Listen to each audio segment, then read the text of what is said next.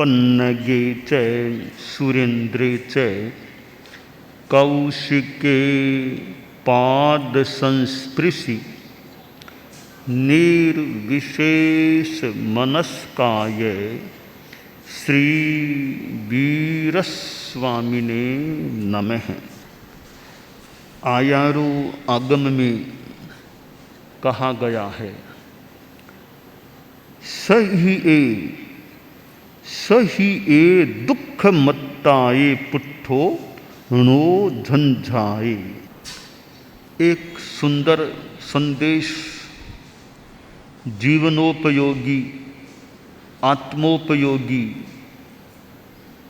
आयारों के तीसरे अध्ययन में दिया गया है। वह संदेश यह है कि दुख से स्पृष्ट होने पर, दुख मात्रा से संस्पृष्ट होने पर व्याकुल नहीं बने। आदमी के जीवन में अनुकूल स्थितियां भी आ जाती हैं तो प्रतिकूल परिस्थितियां भी उपस्थित हो सकती हैं।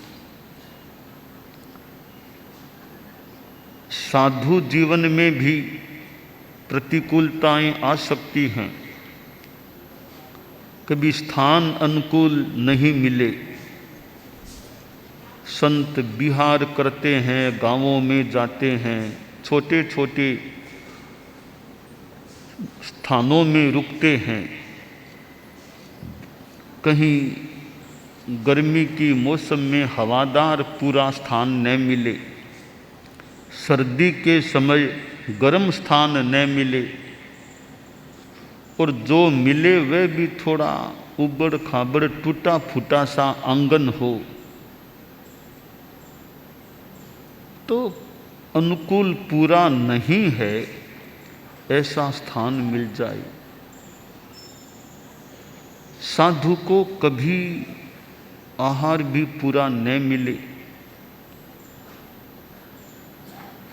कभी कोई लोग निंदा करने वाले मिल जाएं, गालियां देने वाले मिल जाएं, विरोध करने वाले मिल जाएं। ऐसी स्थितियों में जो प्रतिकूल हैं, समता रखना, शांति रखना साधु का धर्म है। गृहस्थ जीवन में भी कठिनाइयां आ सकती हैं, प्रतिकूलताएं आ सकती हैं। शास्त्र में जो कहा गया, दुख मत्ताए पुट्ठो णो झंझाए, दुख मात्र से स्पृष्ट हो जाए, व्याकुल नहीं बनना। गृहस्थ के जीवन में आर्थिक परिस्थिति गड़बड़ा जाए, बिजनेस में कहीं घाटा लग जाए, कर्जा माथे पर चढ़ जाए, व्यापार ठप हो जाए, तो यह आर्थिक विपत्ति भी एक कठिनाई का रूप ले लेती है और आदमी परेशानी का अनुभव कर सकता है। तो ऐसी स्थिति में भी आदमी मन को शांत रखने का प्रयास रखे, क्योंकि समस्या और मानसिक दुख एक नहीं है। समस्या हो सकती है, उससे मानसिक व्याकुल बनना कोई जरूरी नहीं है। मानसिक रूप में आदमी शांति में रहने का प्रयास करे। मान लो आर्थिक समस्या है, ठीक है, कोई भी समस्या हो उसको हल करने का उपाय आदमी कर सकता है, पर दुखी बनने से क्या होगा। ठीक है, आ गई। कई बार स्थितियां आ जाती हैं, आदमी सोचे ये भी कोई कर्मों का योग हो सकता है, शांति से झेलूं, मेरे कर्म कटे। कई बार गृहस्थ के सामने पारिवारिक समस्या आ सकती है कि परिवार में लड़का इतना बड़ा हो गया, शादी नहीं हो पा रही है, शादी का कोई व्यवस्थित क्रम, व्यवस्थित उपलब्धि नहीं हो रही है, तो उसको लेकर भी थोड़ी परेशानी कि लड़का इतना बड़ा हो गया पर मैं शादी अभी तक नहीं कर सका हूँ। अथवा परिवार में थोड़ा कलह का कुछ माहौल बन जाए तो भी एक कठिनाई सामने आ सकती है। कभी परिवार में शारीरिक कठिनाई हो जाए, कोई बीमार हो गया है, दुर्भाग्य से किसी का एक्सीडेंट हो गया है, अब उसका इलाज कराओ, इसका भी इलाज कराओ, तो इनसे भी इस इलाज को संभालूं कि व्यापार को संभालूं, क्या क्या संभालूं। इसमें भी आदमी आकुल व्याकुल न बने कि ठीक है, स्थितियां आ गई हैं, इनको कैसे तरीके से सबको संभाला जाए। तो मन से परेशान नहीं होना चाहिए, समस्याएं हैं, परिस्थितियां हैं, अब कैसे इनको ठीक करना, कैसे इनसे निपटना, बस इस तरीके पर ध्यान दिया जा सकता है।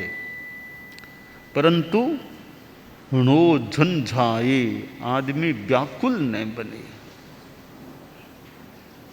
तो व्यापारिक, आर्थिक, पारिवारिक, शारीरिक ऐसी कई कठिनाइयां आ जाए, कभी मानसिक मन के प्रतिकूल हो जाए, सोचा था अब मेरा प्रमोशन होगा, पदोन्नति होगी,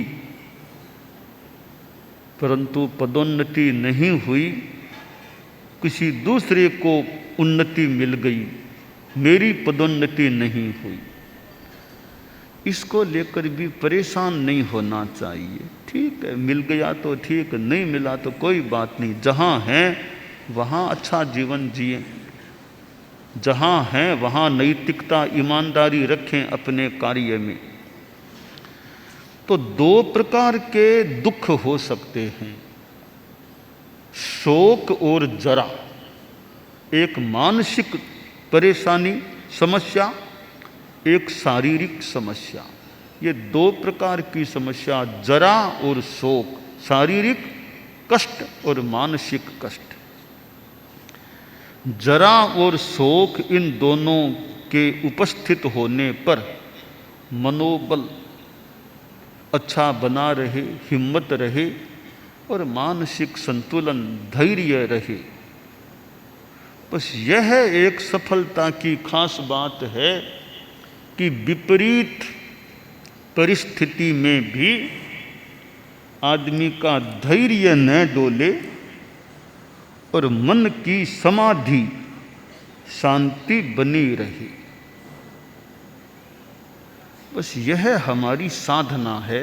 एक साधना यही है कि ये परिस्थितियां कैसी भी आ जाएं, उनमें ज़्यादा मानसिक विचलन न हो, धैर्य रखें, शांति रखें, समता भाव रखें और सॉल्यूशन का प्रयास यथा योग्य किया जा सकता है। तो यह सहिष्णुता हमारे में रहे, बढ़े। यह सहिष्णुता नहीं होती है तो ये जिंदगी में परिस्थितियां तो कभी भी आ जाए, फिर तो आदमी बस दुखी दुखी, वो समस्या दुखी, वो समस्या दुखी। बस ये दुखी झटपट नहीं, मन से दुखी नहीं बनना। यह अध्यात्म की साधना की एक निष्पत्ति आए कि विपरीत परिस्थिति में भी मन विशेष दुखी न बने, सहज शांति बनी रहे। क्योंकि कोई कर्मों का योग हो सकता है कि विपरीत परिस्थितियां जीवन में आ सकती हैं और किए हुए कर्म सामान्यतया उनके फल तो भोगने ही पड़ते हैं। यहाँ नहीं तो वहाँ, यहाँ नहीं तो आगे कहीं कर्म भोगने पड़ सकेंगे तो ठीक है, मेरा कर्मों का कर्जा कुछ भुगतान हो रहा है, कर्म मेरे हल्के पड़े, मैं इन परिस्थितियों को समता से सहन करूं। तो साधु हो चाहे गृहस्थ हो, परिस्थितियां विपरीत दोनों के सामने आ सकती है। अपना अपना परिप्रेक्ष्य परिवेश हो सकता है, पर कठिनाइयां साधु और गृहस्थ दोनों के सामने उपस्थित हो सकती हैं। साधु के भी शरीर में तकलीफ हो सकती है, साधु के सामने शीत सर्दी गर्मी आदि की परिस्थितियां आ सकती है, साधु के सामने मानसिक विपरीतता भी आ जाए। तो ये साधु हो या गृहस्थ, इसमें मोटा मोटी कोई फर्क नहीं है। परिस्थितियां किसी को भी भोगने के लिए या कष्ट देने के लिए मानो प्रस्तुत हो सकती हैं। और साधु की तो ये और भी विशेष साधना भी, मैंने तो घर छोड़ दिया, परिवार छोड़ दिया, साधना के लिए निकला हुआ हूँ, तो ठीक है, आ गई तो झेलूं, मुझे तो कर्म तो काटना ही है ना। तो ऐसे तपस्या आदि करूं तो ये भी सहज मेरी तपस्या हो जाएगी, मैं विपरीत परिस्थिति को भी समता से सहन कर दूं। हमारा चिंतन अच्छा हो जाए, चिंतन सही रहे, तो हम विपरीत परिस्थिति को आसानी से झेल सकते हैं। चिंतन प्रशस्त नहीं होता है तो परिस्थिति हम पर हावी हो सकती है, हमें दबा सकती है, हम ज़्यादा परेशान बन सकते हैं। कि सुख दुख तो संसार में किसी को भी मिल सकते हैं, ज्ञानी भुगते ज्ञान सु मूर्ख भुगते रोय। सुख दुख तो संसार में किसी को भी हो सकते हैं। ज्ञानी है, धार्मिक है, साधक है, वो ज्ञान चेतना से उसको भोगता है, और अज्ञानी आदमी रो रो करके परेशान हो करके भोगता है। तो परेशान नहीं बनना, मन से दुखी नहीं बनना, और तो परिस्थितियां कठिनाई पैदा कर सकती है। शरीर में मानो दर्द हो रहा है, ठीक है, इलाज का प्रयास कर सकते हैं, फिर भी यदा कदा कुछ परेशानी होती है, कोई बात नहीं। अरे मेरे से ज़्यादा कितने बीमार लोग दुनिया में हो सकते हैं, मेरे तो इतनी सी तकलीफ ही आई है, मेरे से ज़्यादा भी तो बीमार कोई दुनिया में नहीं है क्या? तो मैं सहन करूं, इलाज कराना है तो करा सकते हैं, बाकी सहन करो, समता रखो, अपने निर्जरा हो हमारे कर्मों की। तो ज्ञान से भोगना, सम्यक चिंतन से कष्ट को भोगना, एक रो रो करके परेशान हो करके हाय तो बा करते करते भोगना, यह साधना और अध्यात्म की बात है कि प्रतिकूलता में भी तटस्थ रहना, शांति में रहना। दुनिया में दुख है, दुख है जरा के रूप में, शोक के रूप में, शारीरिक रूप में, मानसिक रूप में दुख है, तो दुखों का कारण भी है, और दुखों से मुक्ति भी मिल सकती है, और दुख मुक्ति का भी उपाय है। हम नव तत्वों में देखें कि वहाँ पाप नाम का तत्व भी है। तो पाप उदय में आता है आदमी दुखी बन जाता है। तो पाप यानी दुख मान लें, पाप के उदय से दुख होता है, तो दुख का कारण भी है। अब कारण क्या है? पांचवां तत्व आश्रव। आश्रव दुख का कारण है। और दुख मुक्ति नौवां तत्व है मोक्ष। यह दुख मुक्ति, पूर्णतया दुख मुक्ति की स्थिति है। मोक्ष का उपाय भी है। छठा तत्व है संबर, सातवां तत्व है निर्जरा। संबर और निर्जरा ये मोक्ष के उपाय हैं। तो नव तत्वों में दुख की बात भी हम पाप के रूप में देख लें, दुख के कारण के रूप में आश्रव को देख लें, दुख मुक्ति के रूप में मोक्ष को देखें, और दुख मुक्ति के उपायों के रूप में संबर और निर्जरा को हम देख सकते हैं। तो यह नव तत्व की जो बात है, इसमें धर्म का, अध्यात्म का कितना बड़ा सार आ गया है। नव तत्वों को अच्छी तरह आदमी समझ ले, दृष्टिकोण अपना सम्यक बना ले, तो फिर चित्त में कितनी समाधि रह सकती है, शांति रह सकती है। तो ठीक है, कठिनाइयाँ है तो है, अपने काम करते रहो। कि जो हमारा हो विरोध, हम उसे समझें विनोद। कि विनोद रूप में ले लिया, दिमाग पर कोई खास भार नहीं, विरोध हो रहा है तो कोई, ये तो विनोद है, कोई खास बात नहीं। वरना विरोध है तो आदमी परेशान हो जाए।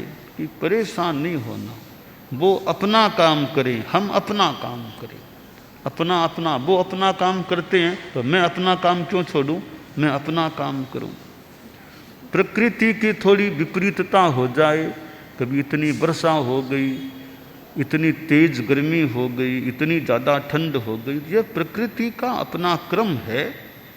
प्रकृति पर भी कोई हम रोष न करें, उसका अपना काम, हम अपना काम करें। बस थोड़ा अपना एडजस्टमेंट बिठा लें। भाई ठंड ज़्यादा तो थोड़े कपड़े गर्म पहन लो और अपना काम करो बस। तो एडजस्टमेंट बिठा कर प्रकृति को कोसना नहीं, हम अपनी सुरक्षा का ध्यान देकर के जितना हो सके अपना कार्य करने का प्रयास करें। हम सिद्ध योगी आचार्य श्री महाप्रज्ञ से प्रेक्षा ध्यान का एक प्रयोग करें। आपको एक प्रयोग कराया जा रहे हैं श्वास प्रेक्षा का।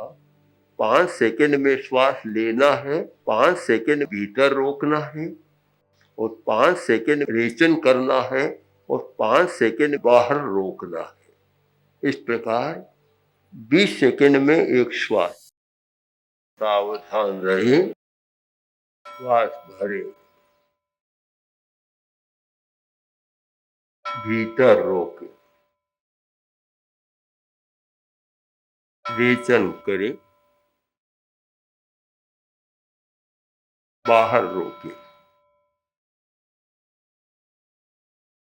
श्वास भरे, भीतर रोके, रेचन करे, बाहर रोके। श्वास भरे, भीतर रोके, रेचन करे, बाहर रोके। श्वास भरे, भीतर रोके, रेचन करे, बाहर रोके। श्वास भरे, भीतर रोके, रेचन करे, बाहर रोके। श्वास भरे, भीतर रोके, रेचन करे, बाहर रोके, श्वास भरे, प्रयोग संपन्न। तो ये ध्यान के बहुत छोटे प्रयोग कराए हैं और इनका स्वयं बार बार अभ्यास करें तो एक अच्छा अभ्यास हो सकता है। ओम आत्मा।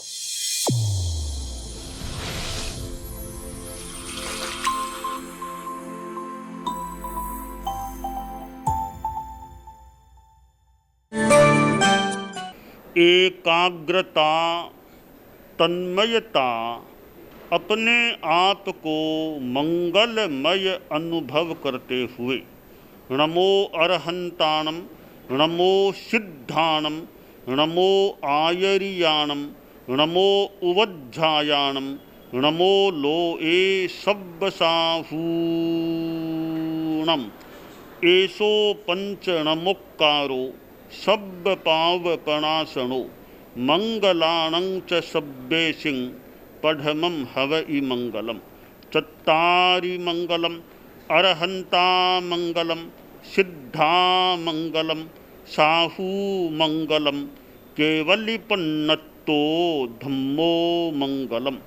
चत्तारि लोगुत्तमा, अरहंता लोगुत्तमा, सिद्धा लोगुत्तमा, साहू लोगुत्तमा, केवलिपन्नत्तो धम्मो लोगुत्तमो। चत्तारि शरणं पवज्जामि, अरहन्ते शरणं पवज्जामि, सिद्धे शरणं पवज्जामि, साहू शरणं पवज्जामि, केवलिपन्नत्तं धम्मं शरणं पवज्जामि।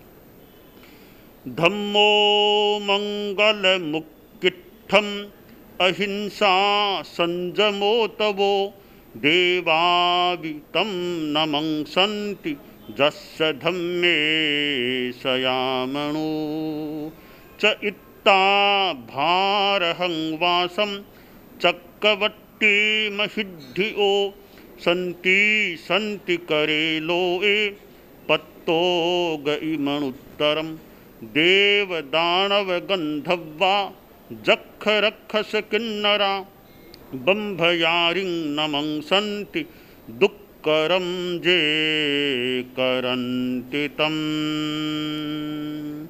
मंगलम भगवान वीरो, मंगलम गौतमो गणी, मंगलम स्थूलभद्राद्यः जैन धर्मोस्तु मंगलम।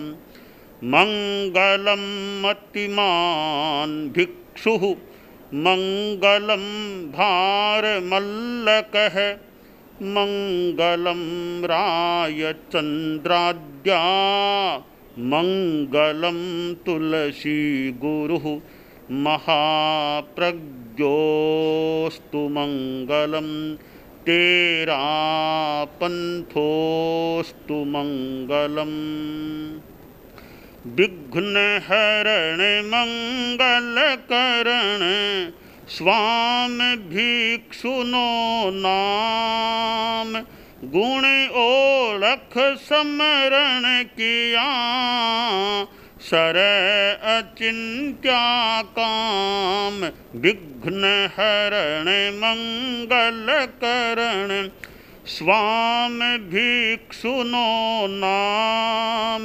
गुण ओळख समरण किया, सर अचिंत्या काम।